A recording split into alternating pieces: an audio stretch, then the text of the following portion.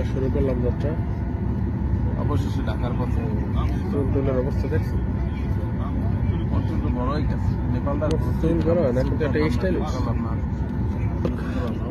এই যে প্লেন গুলো দাঁড়াই রয়েছে এই রানও আমরা। হ্যাঁ এই রানও একটাই। হ্যাঁ, ওই একটা নামতে আছে, ওই একটা প্লেন নামতে আছে।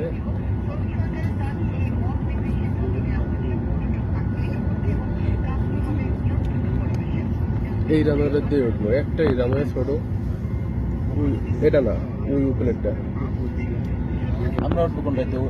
ওইটা সেটা দিয়ে এই যে যাইয়া ওদিক উঠবো। এই সব পাহাড় আর পাহাড়ের শিপের দিয়ে উঠে দিতে হবে। শেষ, এখন সামনে দিকে যাবি, ঠেলাঠেলি শেষ।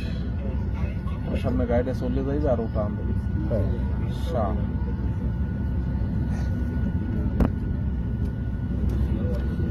এই ঠেলে দিয়ে গেছে। বিমানের মেশিনে স্টার্ট দিচ্ছে, বাকি যাত্রী করে স্টার্ট দেওয়া লাগে না। বিমানটা ঘুরতেছে সুন্দর, আগের কাছে ভালো লাগে। ডেকোরেশনটা মোটামুটি ভালো আছে না?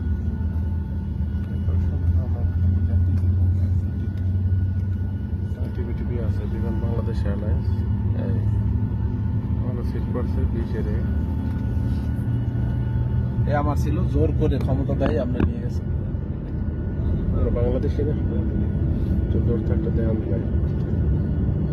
তবে এয়ারপোর্টটা একটা দিক দিয়ে সুন্দর, জায়গাটা কিন্তু একটু বড় হতো, পাশাপাশি মাছ পাহাড় মাঝখানে এয়ারপোর্ট।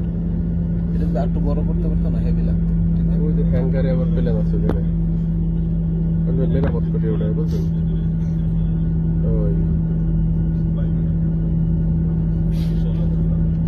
ওই একটা উঠে যায়, এই জন্য আর কি আমরা একটু লেট করছি। ওইটা উঠে যাবে,